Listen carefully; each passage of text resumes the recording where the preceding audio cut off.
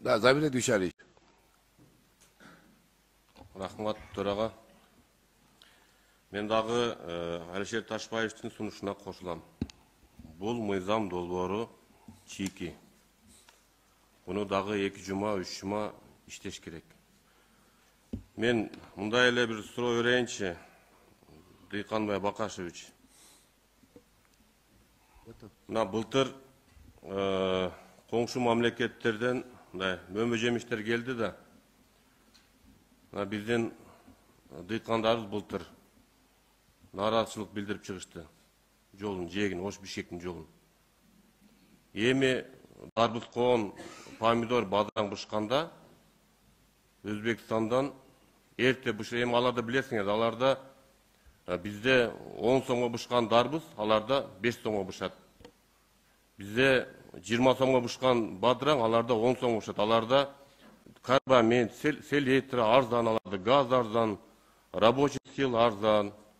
Алар 5 сомго бышырып, эрте жанагындай дарга бышырып туруп эле биздин мамлекетке алып келип атат. Ошондой силер кандай чара көрө аласыңар? Фитосанитардык талаптар боюнча кирип жаткан өсүмдөрдүн продукциялары жосом фитосанитар көзөмөлдөгө тиешелүү өзүнүн тиешелүү фитосанитар сертификаты бары менен кире алат. Биз ошол сертификат бары менен карайбыз. Ошол эле мезгилде сиз менен да ошол барып көргөнбүз, былтыр билесиз. Кээ бир жерлерде ошол өткөрмө пункттарда ошо тиешелүү адистерин жок болду. Экинчиси, мына аткезчилик тарабынан келген учурларда, ушундай учурларда көзөмөлдө албай калганбыз. Былтыр канча транспорт кайтардыңар? Былтыркы жылы ушу 500 тоннадан ашык мөмө жемиштерди кайтарылган. Мына депутаттар угуп атасыңарбы? Былтыр 500 тонна кайтарылган. Эгер азыркы мыйзам долбоор иштесе, ушуну силер көзөмөлгө ала аласыңарбы? Ала албайт да. Эмне үчүн ала албайт? Алат. Анткени силер Айыл чарба министрлигине алып коюп атпайсыңар бул немени? Рұқсат па? Иә. Замир Дүйшәлиевич. Өз жооп берсин. Дыйканбай Бакашев өз жооп берсин. Рұқсат менде жооп бар. Анткени ошол импорт кыла турган жаран, жолусу ишкер, чарбакер ишкер бажы кызматына информация бериш керек, тийиштүү. Алдын ала.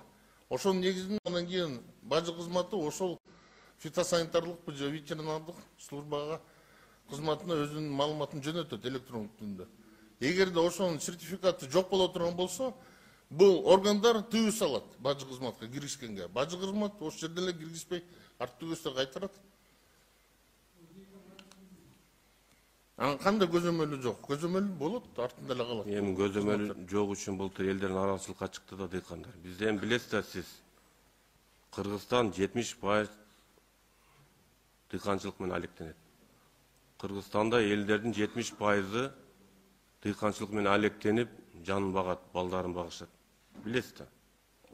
Былтыр биздин дыйкандардын эгини бышканда, Өзбек коңшу мамлекеттерде мынакей арзан баада алып келип, дарыга чыланган мөмө жемиштерди алып кирип келишти. Туурабы? Дыйканбай Бакашевич. Нитрат боюнча сөз кылгансыз, ошондо нитрат боюнча айтканбыз, бизде ветеринарный фитосанитарный тармактарда бул ветеринария көзөмөлдөгөн, ошон үчүн азыр айтып аткан кайра кайтарылган булар аркылуу болгон. Рахмат. Рұқсат мен жооп берейин. Замир Дүйшәлиевич, жана сиз айтпадыңызбы, былтыр көзөмөл жок болгон үчүн кирип кеткен деп. Анткени бажы кызматынын көзөмөлүндө эмес да ал маселе. Өзлөрүнүн көзөмөлүндө. Именно ошол өткөрмө пунктларда ушул службалар жок болгондуктан анан өтүп кетишкен. Эгерде азыр бажы кызматына бериле турган болсо, бирдиктүү координацияны анан кийин баардык контроль бар. Анан ошондо анан кийин булар көзөмөлгө алат да анан кийин өткөрбөйт. Эгерде тийиштүү службалардан, кызматтардан рұқсат болбосо да. Былтыр булардын деле көзөмөлүндө болгон да. Кандай дейсиз? Булардын да көзөмөлүндө болгон. Жок, булардын көзөмөлүндө анан кийин тийиштүү кызматкерибиз болбогондуктан, ошондуктан өтүп кеткен деп айтып атышпайбы өзүлөр?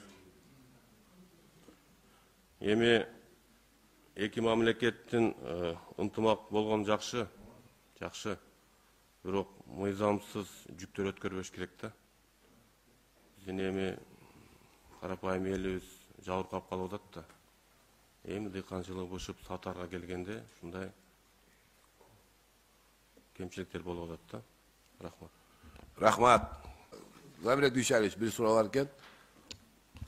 Бекан Бакашевич. Жана айтып кеттик го. Былтыр бир топ жанагындай биздин дыйкандар арасында бир топ кыйынчылыктар болгон да. Быйыл кандай иш-чара көрөсүңөр былтыркы маселе боюнча? Эң негизи Жаз келди. биз азыр 3-чү маселеде жазгы талаачылык иштер боюнча дагы айтып кетебиз. Жазгы талаачылык, даярчылык боюнча деп. Бирок мына азыр бул мыйзамга тиешелүү болгон бул бир гана өсүмдүктөрдүн зыянкечилде жана ото чөптөрүнө каршы каражат күрөшүү пестицидтердин өздөрүнүн баягы тартиптери, регламенттери, ошолорду ташып келген кишилер, пайдаланган кишилер жөнүндө ошолор гана болот мыйзам чегинде. Анан эми сиз айткан маселе боюнча сөзсүз эми Алабока районунда мына сиз менен кыдырган жерлерде жаңы Жоосом Өзбекстан менен жаңы өткөрүү пункттарды ачуу мезгилдери болуп атат, талаптары болуп атат. Ал эми Нокен районунда Маданият өткөрүү пунктунда ошол жерде үзгүлтүктөр болгон. Биз аны ошол былтыркы жылды кайталанбайлы деп туруп азыр Бомка деген долбоор аркылуу ошол жерге бир атайын өзгөчө бир неме алып келип атабыз. Өткөрмө пунктка коюп коелу деп туруп. Ошол жерде биздин адистер турат. Азыркы айтып аткан өсүмдүктөрдүн бүт тиешелүү тармактарын текшерүүлөр ошол аркылуу болуп турат. Бир гана маселе эми дагы бир жолу айтабыз, өткөрүү пункттардан өтпөгөн аткезчилик аркылуу келген жерлерде ушул жерлер кыйынчылык болуп атат. Бирок биз деле кечээ мына Баткен облусунда болдук. Өзүбүздүн регламент боюнча ошол жерде жолукканда, дыйкан фермерлер менен жолукканда да айтып атабыз. Бизге баягы маалыматтарды берип койсоңуздар, ошол жерде биз колдон келишинче жардамыбызды берели деп туруп. Рахмат. Мурат Садинович. Азыркы мыйзам кайтарылды го. Ошол мыйзамды талкуу болуп атканда аткезчилик боюнча айтып атат да.